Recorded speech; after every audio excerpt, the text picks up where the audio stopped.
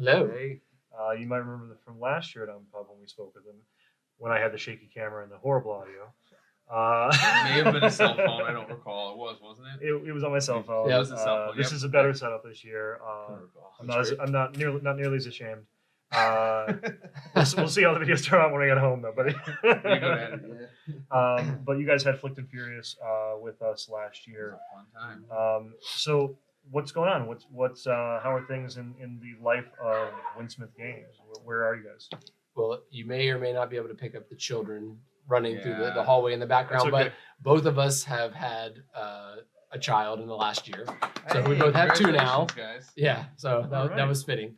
Yeah. We both have two now. I saw the eye twitch when. Yeah, a little bit. There it Trust is. me. You don't know what kind of vacation this is. But no, so we both had some life events. Oh, I tried that. And but we've still been working on it. We went to Gen Con and we did the first exposure playtest hall there with for Flicked and Furious. Mhm. And for those who don't remember or weren't here, it's a dexterity combat racing game. So you have in our mode that we developed first, you have a track and you have these little pieces that go around the track, and then you also have power-ups and weapons that you Yeah. can grab and shoot at other players. And it's the first person to go around the track twice wins. So we had that in development, and we've been actually working on, which we demoed today, a team arena battle mode, which is it's played in teams, and it's sort of a reverse capture the flag where you are trying to get a bomb and take it to the other team's base. So we've kind of expanded on it. Our plan is to, when we publish that eventually, to have a double-sided map, so that the first map is a racing, the second map is a battle map. Like So, skirmish cool. type. Yeah. A little bit, yeah, exactly. Excellent. And then we also have a couple other games we've been working on too. So Couple two tree, which is, I mean, the natural progress. You know, I mean, you start with one idea and then that leads to another one, Mhm. and then you take where your development is on one and then move to like, okay, well, where do we go now? Like the card game, you know? right. So one of them we actually have here.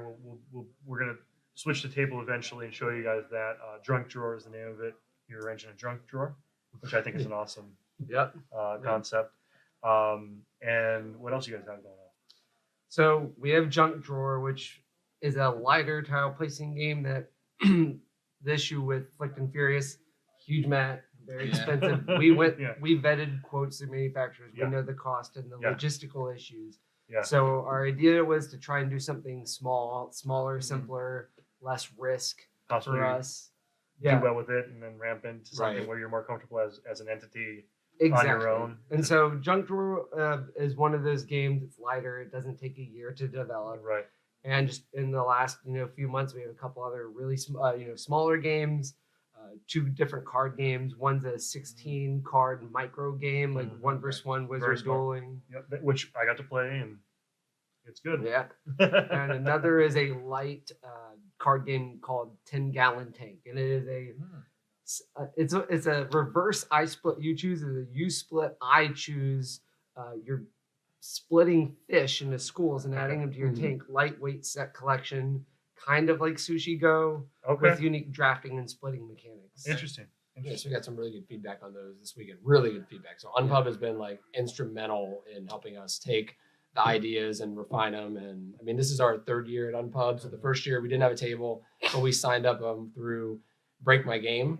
There's a local chapter. They had a booth and they allowed some folks to, I think it was an hour slot. You got Very an hour cool. slot at their booth.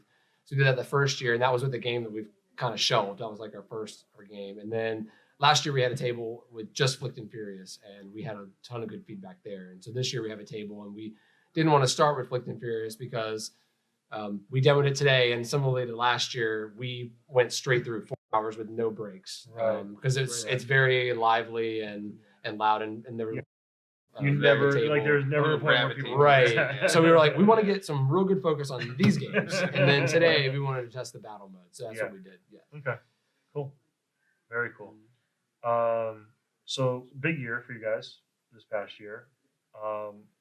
And you mentioned, it's funny because everybody we've spoken with has said pretty much the same thing. Unpub, the type of feedback you get here is more focused than any other place you normally bring a game, right? Definitely. And the relationships I feel that you make here are also sometimes deeper than the ones you make at other conventions. Yeah. Because a lot of us are like-minded, and a lot of us are designers, designers slash, right? Mhm. We're all like designers, and we all have these. We're all wearing all these crazy hats, right? And not only do we get to share our insights in design, we get to share our insights in everything else Mhm. that it's going on in the crazy industry right now, right? Right. Yeah. It's, go ahead. I was gonna say I think Unpub has a different feel and Absolutely community does, aspect yeah. because it's about the designers, Mhm. and every other convention is about the publishers. Selling. And they're Very true. demoing and Yeah. selling. Very I true. mean, even playtesters who can come here and it doesn't cost them a dime That's other right. than their gas and their time. Yeah. And here it's about the creative people and making their game better. So Yeah. it's a supportive environment. Yep. I was going to mention what we did. Like I said, we did the first exposure playtest hall, which is kind of a similar thing. You bring your unpublished game, folks will come in off the street or in the convention hall, but it's completely different. I mean, we couldn't get people off the table at first exposure. It's just a dexterity. They say, oh, it's a dexterity racing game, and it took us a while to get people for that game. Wow. And then, which is kind of Mhm. based on the feedback we've had. So I think it's just a different mindset when you It is. like you're at Gen Con to go buy the latest game, and Correct. then, oh wait, what is this other room I can go into? Yeah, I'll play some games, but Yeah. I only care about RPGs or worker placement or whatever, and you don't. So you may not get the type of audience. Right. They do a great Right. job. I'm not knocking Oh, it. right. But at Unpub, I mean, people are here. They know exactly what they're getting. They're getting Right. paper and pencil or unfinished stuff. Do you So- guys do any minis or try to do minis throughout the year for Unpub? I know you guys are very busy with your kids and everything, but do you try to get out for Unpub minis when you can? No, we haven't done any Unpub minis. Break My Game is local to us, Right. and they're great because they meet once or twice every month. Oh, okay. Yeah. So, So- similar, and but not. Yeah. There'll be Yeah. 20 to 30, sometimes even 30 people there. So Wow. you That's can good. really, That's good. and they're designers and playtesters. Yeah. It's And you also get to see the same crowd. Just to add, you get to see the Yeah. same crowd, so they see your game evolve, so they know exactly where you're from. They can Yes. put context to what you've done and say, yeah, oh, I remember when you did this, and now you're doing this. What if you even take a step further? So we've gotten Right. that feedback too. And Break Your Game is run by what type of organization? It's run by Daniel Dan- Palmer is the Okay. guy who runs it, and he just started it. And where's that? Yeah. Where is that located? Where is it run on? DC area. DC area? Yeah. So because I just want to make sure that Right. you get a little plug-in for them, so that if there's anybody in the DC area that watches this either live or as a VOD, that you guys definitely endorse that as a place. Yeah, to and usually if you've ever in College Park is where they usually hold it at the Board and Brew, and then most people who are in DC are familiar with Labyrinth. Mhm. They are a big shop, and they do that. I want to say once every couple months, maybe they're at Yeah. Labyrinth. Mhm. So both of those, they're in both of those locations. Yeah, Excellent. if you're local to the DC, Northern Virginia, Maryland area, Mhm. they have a website, they have a meetup group, which is actually how I found out about them. They're on Twitter, and again, they meet once or twice a month. It's fantastic. Okay, awesome. Yeah. So would you guys like to transition and take a look at Drunk Drawer? Yeah, sure. Sure. Drawer? Junk drawer. Did I say drunk? Not Yes. Drunk Drawer. Yeah, That's a different Drunk- game. that's a Yeah, different that's a different game. Junk? Yeah. An Drawer. expansion. Yeah, there we go. Yeah, the drunk drawer. So got as you can see, junk we have here. the table sort of set up Piles of here. junk. So go ahead and walk us through what normally happens in a game. I'll slide this a little bit closer so we could sort of Sure. demonstrate. Sure. I mean, I just give you the pitches There we if go. people are playtesting and Yep. coming checking it out. So in Junk Drawer, the goal of the game is to get the most points, and you're going to get the most points by organizing your junk. So There you go. so there's your junk drawer that you're organizing. So each game, you're going to randomly select 4 of the different puzzle goals. Like right now, we have 8 in development. We're going to probably do like another 4 more. Okay. So you'll shuffle these up. These are the player aid versions. Mhm. And you're going to pick 4 random goals. And then that's going to establish every drawer has 4 cubbies. And at the end of the game, each cubby is going to give you points based on what the goal is and how well you've organized the stuff within it. Got it. And so at the start of the game, you're going to select those, shuffle up the deck of like shaped cards. You're going to flip one over. Everyone's going to find their battery, and they're going to put it in one of the 4 quadrants of their board. Put my battery in. Now that And fourth, so that fourth one is what I have to follow, sort of, or at least. I mean, you would pick, but Right. Yeah. And I'll just technically, like, I'm holding it up under the camera. You can Yeah. see there's all different types of shapes and all. It's a Tetronimo game, so there's a lot of different shapes. You know, the 5 shape, the 4 shape. There's a plus sign, and so you're organizing all these. The sizes range from 1 to 5. So you're gonna have to pick, and you're not going to be able to know what's coming ahead of time. So it's a little bit of like trying to find the optimal placements based on your goal sets. Right. Yeah, and so you go through, and after your first round, like after placing the battery, you flip another item, and like the clothespins, you're gonna have to put that in one of the 3 other sections. And there's one of each, right? Yeah. As I'm looking. Every shape is unique. Every Okay, tile is gotcha. unique in size and shape, or shape. Right. And you have to put it in a different section, you said? Yeah, so Yeah. you're gonna put that in a different section Okay. in one of the other. So it forces you to not be able to optimize in just one and then move to the other, move to the other. So, and that we've actually gotten That's a lot an of feedback that interesting that's a dynamic, good because That is a good Yeah. mechanic. and I was the first one to say, well, why don't you just get to pick where you choose? And then Yeah. Dave brought up the point, well, if you do that, then like it's going to be solvable. Very, Yeah, people you're are just right. going to be able to optimize it and then Yes. move on to the next one. And it doesn't force you to have to like plan Very, ahead at very all. true. Yeah, and yeah, you could sort of try. You have to start looking at. Like I can tell you right now, I kind of messed up myself because this would have been better to hold that to be able to have this work out. Looks like the only thing I might be able to do now is maybe these 2. So I have to sort of put them on mentally. I have to put them on the side so that I reserve one of those for when I come back around to this. Right. Yeah, If it but like doesn't in get this folded quadrant, the goal might be to fill it in as much as possible. Mhm. But in this goal, you might want to have as many spaces in the middle open as possible. Okay. And Right. what dictates the goals again? This sort of Yeah, thing here. so- Yeah. Right. Now, Yeah. now this is just a sheet, but there'll probably be So cards they're- that Those are just player put aids, them- and we have the cards. We have jumbo cards. Oh, okay. So Yeah. you'll shuffle those up randomly, pull out 4 for that game. Okay. So each game you're gonna have different combination of goals and puzzles. So that's Interesting. you'll have some replayability there. And obviously, the order of what comes Right. out is random. And what I see here is I see green check marks. What does all this stuff stands for? Like, does it just mean that I have to have 6 or 8 total blank spaces for me to finish that properly? Like for the goal? Do you understand what I'm saying?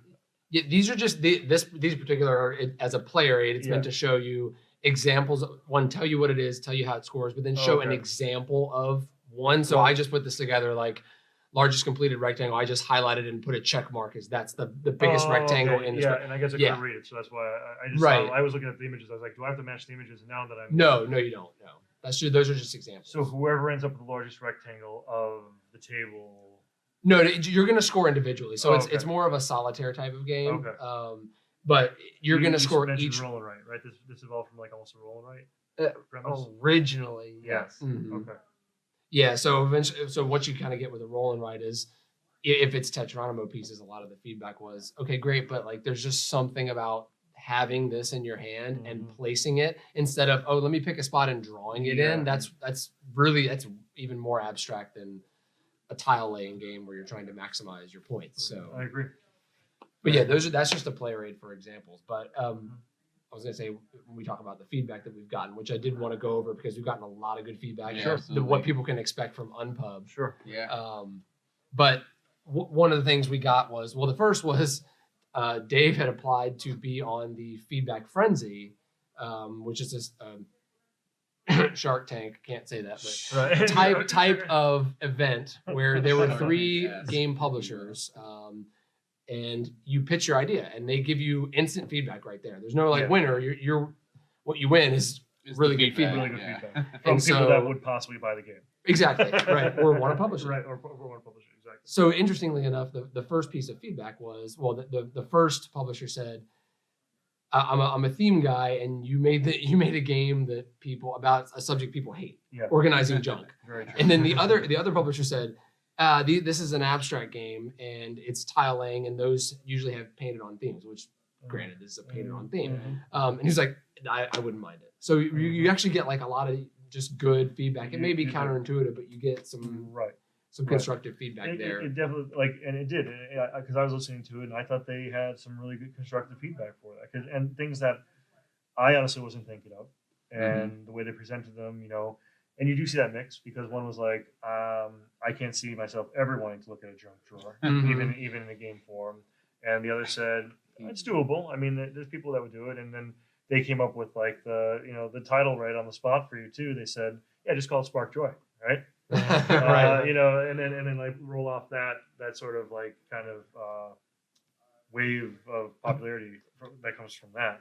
What's so fantastic though about Unpub is we even get to talk with the playtesters who come to our table about this. Yeah, We have this conversation of as the developers, we asked them, does this game interest you? Does the theme interest you? How could we make it more interesting? Yeah. And one person even took it to the next level and said, the junk drawer is neat. It mechanically really fits. It's very unique, but you can make it more interesting even so by, instead of it being like some photorealistic Scotch tape flashlight, post-it notes, Right. tie it around like, what would a wizard's junk drawer look like? Ooh.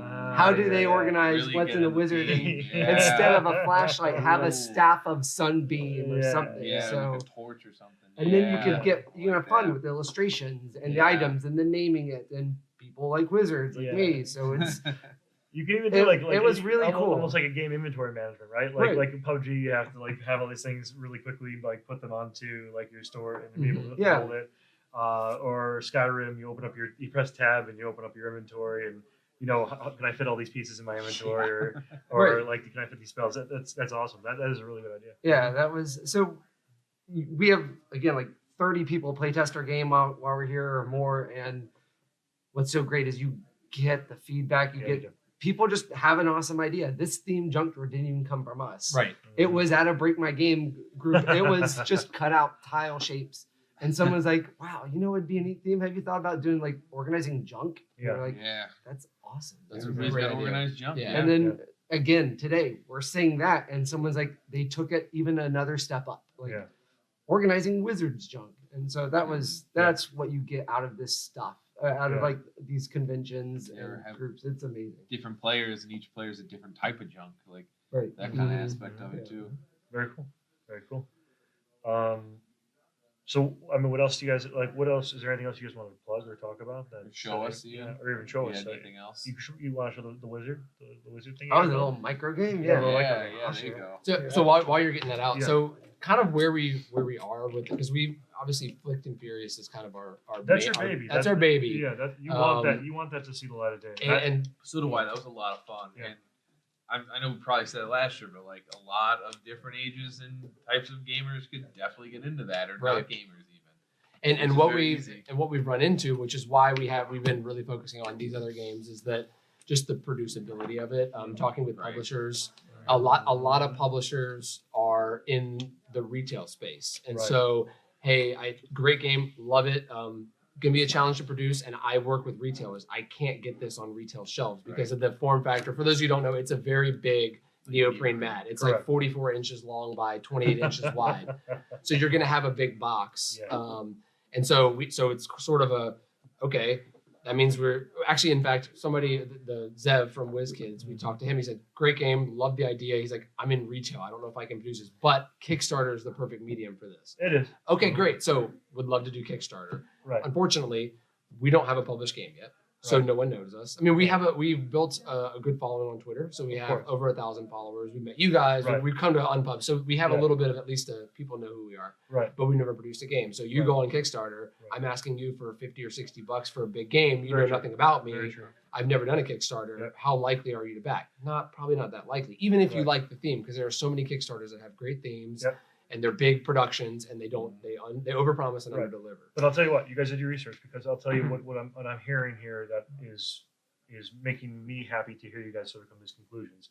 One, you saw the problem, and rather than just trying to tackle the single game, you came to the realization that let's pivot and build up that our actual design prowess, right? And prove that this is more than just a one-off game. Because if we can prove that, and we can set up a track record, maybe something better can come out of this. Then you went to light production games, which is the way to go. You either go for a $20 game or a $300 game.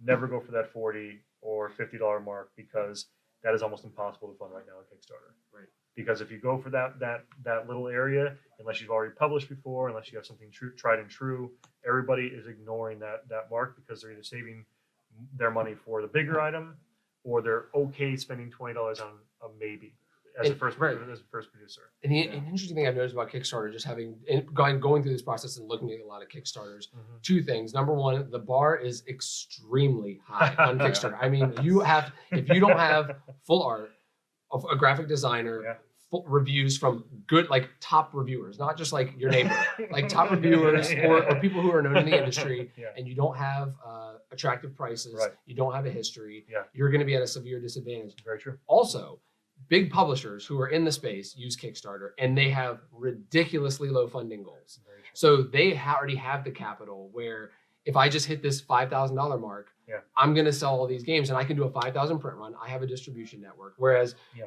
if I ask for a $30,000 goal, which is going to be what it's going to take to cover my initial 1,500 units, Yes. it's going to be, people are going to see that and be like, they're never going to get there. They don't know Right. anything. So it's such a high bar that you have to have a reputation, You do. or I mean, just some people do it. Some Yeah. people can get out there on their first try, but for us, we both have full-time day Of jobs, course.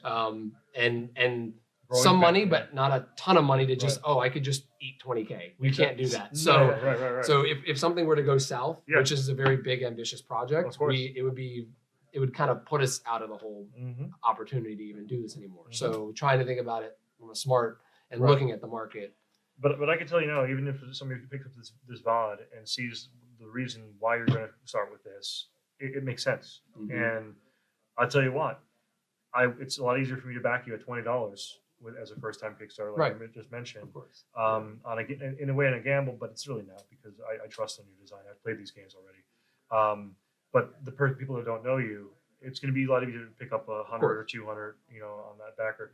Voliferon, did you see that Kickstarter? It was like a $19 game. They had like this crazy miniature that they included in it, No. but it was a super cheap Kickstarter, and it was like a no-brainer for me. I saw it. All I saw was a decently made miniature, a small card game, and a really interesting theme behind it. And I was like, boom, click instantly. Mhm. And because you don't think about it, you know what I mean? Well, if you're addicted to Kickstarter. But then like over the last year, like I backed tons of projects over the last 2 years. And this year I came to a point where I had to start evaluating what I was actually supporting, Yep. right? Mhm. Because I ran out of space in a way. Well, not in a way. I ran out of space, Definitely and, around space. and budgets tightened up. So I had to really start evaluating: am I really going to play this? Are my friends going to play this?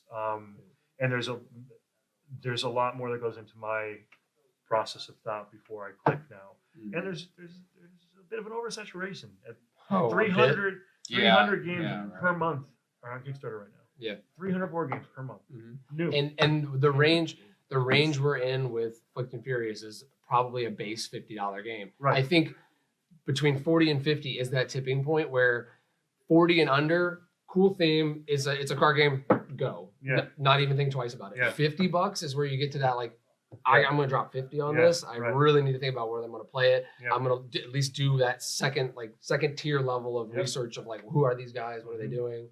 What are they producing? Right. So that's where we're at, and it's like another reason to just like we gotta get our Yeah. feet in the door first. The 40 you said, the 40 you need beautiful components. Of course, That's the again, qualifier. the bar. That's the qualifier. 20 you can get away without beautiful components. That's Yep. what I'm saying. That if you're at that 20, you'll get it almost no matter what, as long as you have a decent idea Mhm. and it looks like A a good decent goal game. and Exactly. Yeah. And you're presenting a clean Kickstarter, right? Yep. That 40 is where now you have to ramp up a lot of things. You have to have a better produced video.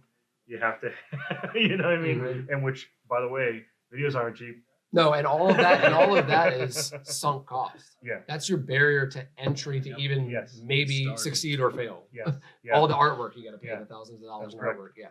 That's correct. Yeah. But that changed. I mean, a year and a half ago, it wasn't like that on Kickstarter, Mhm. and that just it changed. And partially because many people that love doing this as a hobby saw that they can actually maybe make a living doing it. Yep. And if my neighbor did it, or if the dude I was going to the convention with that had design, because everybody, we're human, right? Yeah. My design's definitely better than that one. Yeah. So Right. so it only takes like 20 or 30 people to be like, I can do that. If he did that, I can do that. And that just ramped up into what it is today. Yep. And that's what raised the bar. And that's what made some of the bigger guys sweat too, because they also had to put out aggressive release schedules and no longer fall like sort of wait, because now Joe Anybody could trump their big release. Yeah. And you saw it with a lot of big games this past Mhm. year. Godfather had a really big problem with Simon. You know what I mean? Like, it's a solid design, but 6 months after it came off Kickstarter, I bought a TJ Maxx for $20. Yeah. It's like, what happened there? You know what I mean? But there's a lot of things going on in the industry now Yeah. that are tipping those scales. So yeah, So you want to? yeah. So Wizards. Sure. Yeah. So this is just a micro game. It was designed like not even 2 weeks ago. So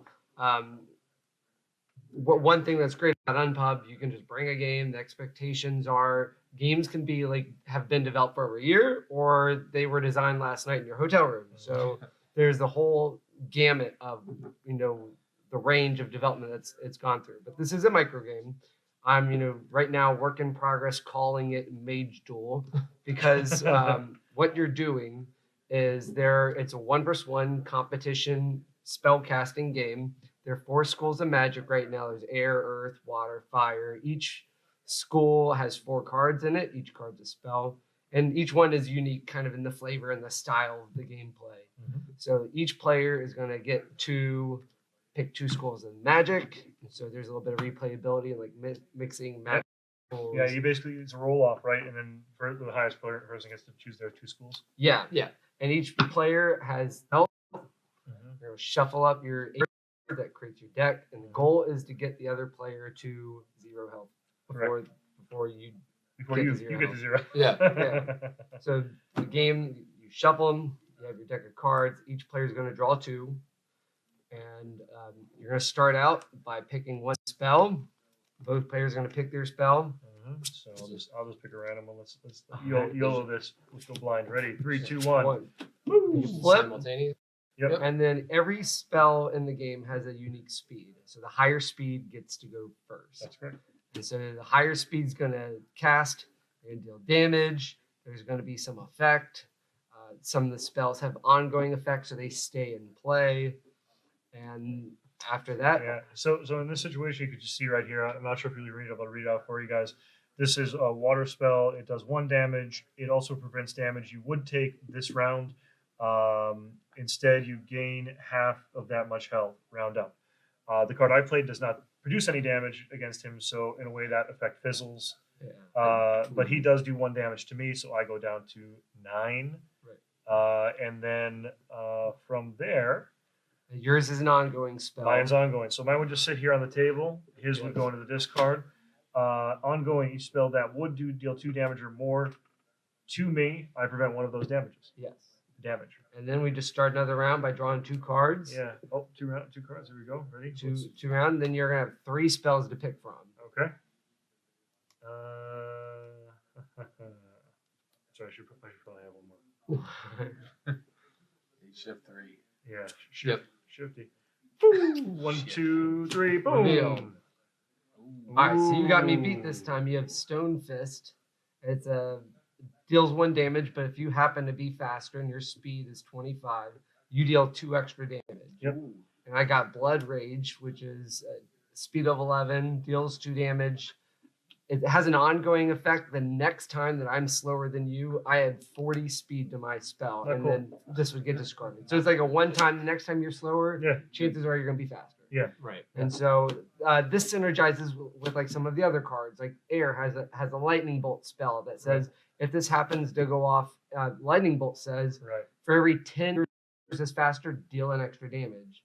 So there's opportunities of some synergy between these cards. Right. Like for example, Stone Fist, even this one, it says one of the focus of Stone Earth is it's risky because they're generally slower, but they can be harder hitting. They can, especially So- when comboed with if you're running stone fire. So Yeah. Yeah. So like in this case, like if they had Blood Rage, and then they cast Stone Fist, yeah, if they happen to be slower, boom, it shoots up. it shoots off, and then Stone Fist is getting the extra 2 damage, which Correct. a 3 damage hit is pretty good. It's good. It's Yeah. good. And so part of where this game comes, and so if you're not familiar with the term micro game, or if you've never heard of a company called Button Shy, Oh yeah. part of where this idea came from, and people are like, well, why do you only have 16 cards? It's a design challenge in the sense of, and I would challenge anyone else, can you design a game with 18 cards or less, no other components? So realizing we have these dice here as components, but this game right now is 16 cards, so the remaining 2 cards in that design challenge would be some way to track health. But So there's a whole line, I'd say like over 50 games or more Oh yeah. of 18 card or less games. Yep. So it's sort of a challenge Mhm. to design something like this where you can get some replayability. And so that's where this came of, wait, you only have 4 cards. How much are you going to be able to play? But we actually, today, we sat down with Jason Tagmeyer. He's the owner of Button Shy. Mhm. And we showed him the game and just told him kind of our plan of how we would like to, we have a big baby project. Yep. And we have this type of, give us some feedback on it. And how do you, produce your games Yeah. and How manufacturing. we market, Yeah, and so we got some really good feedback. But That's so great. the other thing I would say about Unpub is you may like hear about the big designers, your Rob Davio or like a Jason Tagmeyer from Button Shy. Those guys are really accessible at events like this. I mean, we reached out to him on Twitter. Yes.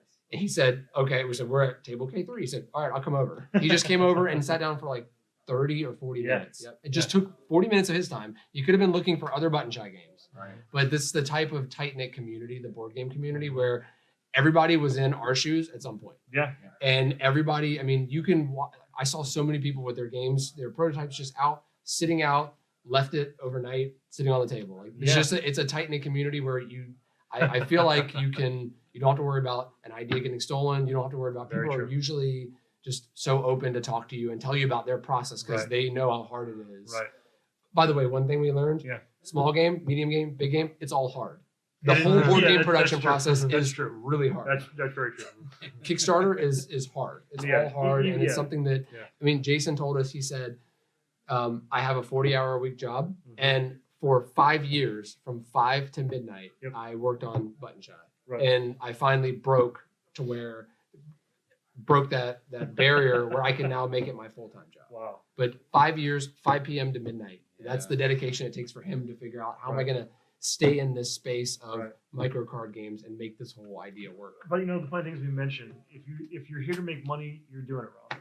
Right. Oh, for the sure. passion, At least the- initially. right? Yeah, the Yeah. passion to design is really what leads you and keeps that passion going. Like you're not. The reason he did that wasn't to make the dollar. It was because he believed in what he was making, and he believed it could entertain people, and he had this creativity in him that he needed to get out into the world. Yep. And that's what led him to do it, not the dollar signs at the end of it. Now, Yeah. is it nice that he doesn't have to commit to that crazy schedule now? Of course it is. Mhm. But what continues to lead him is the same thing that kept him doing that crazy stuff to begin with. And the other part about owning your own business is, I mean, if you miss a day of work, you don't go to a con, that's money it's not like, Very true. oh, I'll just use a PTO day and I still get paid. No, Right. you're not out like hustling at a con and constantly just finding the next thing, signing the next game. Yep. You're missing, that's the peril of owning your own business. And one of the things that kind of drives us, so I've known Dave since I was 12 years old. So we've gone through school. We both went to Virginia Tech. We live in the same area, had the same sort of family structures. One thing we both always had as a drive is just to own our own business. Right. We're both engineers, but different schools, so there's not really a crossover there. Right. So we both love gaming and we both have a passion. So let's try and make this business work, which is why a lot of the times we've kind of talked about, should we just get a publisher to publish this game? Right. Right. And we may end up doing that. I don't know, Right. but it's still the drive to want to just make our own business or at least produce a game. Say Right. that like we went through the whole process of producing a game. That's sort of what's driving See us something in this. through. Yeah. Let's really examine this though. Last year I met you guys, right? I Yep. met you guys here at Unpub.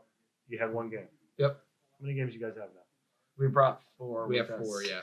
Yeah, Yeah. in 1 year, Mm-hmm. right? Yep. So that tells you right there that something exploded within your creativity because you had the idea. I'm going to make Slick and Furious, and I'm sure that design was like, I'm going to get this into the world. And there were 4 other games that have been prototyped since last year that didn't make it. Yeah. So- Right, Yeah. exactly. And that's the thing. But the reality is that you didn't stop with that one game. And you didn't just say, this is all I want to design. And that's an indicator of the passion to have your own business is beyond just putting one product out for the dollar, right? Right. You're going for an ecosystem of product Right. that you're pushing now. Or as an alternative thread to what you said. Yeah. Okay, Flick and Furious isn't going to work. Okay, let's just go home. Could have said that, but You like, all could have, right, yeah. well, how can we make Flick and Furious work? Well, Right. we got to start at the bottom. Right. Make Right. a quick game, get some following, Right. put in the work, Yeah. that type of thing. And you had a And plan. then And sort of a means to an end. right.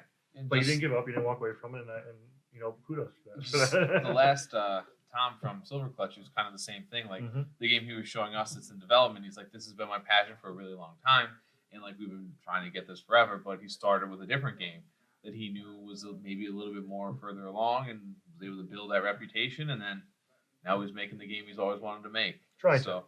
Trying to. Yeah, he's a little bit away, but I think he's closer than I he thinks he I is. know. Yeah. He's The right there. imposter syndrome. We talked about that today Yeah, too. yeah. You know. I think he's there, but yeah, it was the same kind of thing. It was just like Yeah. I feel like you will get Doing it this to make the very dream similar happen, yeah. stories across. Oh, I mean, very few people Yeah. just said, I don't know anything about board games. I'm just going to make a board game. I mean, most of these people Right. started as designers and players and Yeah. had a passion for it. Yeah. So this is like what our 9th one today, Mm-hmm. and we have gotten a lot of similar stories, Oh, even yeah, from exactly. Dominic from North Thor Games. Very Yeah. similar kind of thing. It's just Yeah. like It doesn't stop. Yeah. It doesn't stop when you make it. yeah, never. When Yeah, you make he's it, still you know what I right. mean? You still still the same kind of stuff, the same kind of hurdles he's still going through. Yeah. Doing hundreds and hundreds of revisions to get the game where he wants, and Mhm. it's always there for him. But he's still got that passion. That's what's driving him forward. yeah, exactly. Excellent. Absolutely. Cool. Anything else you guys like to add?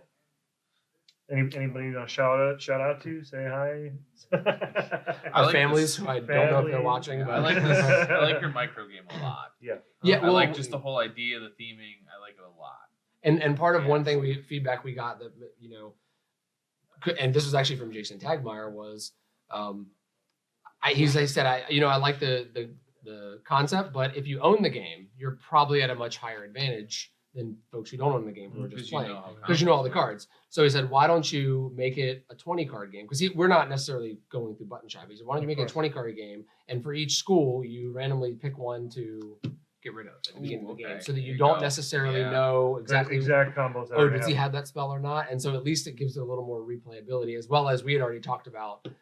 Instead of maybe just doing a set of 4, potentially going up to 8 Mhm. different schools. Yeah.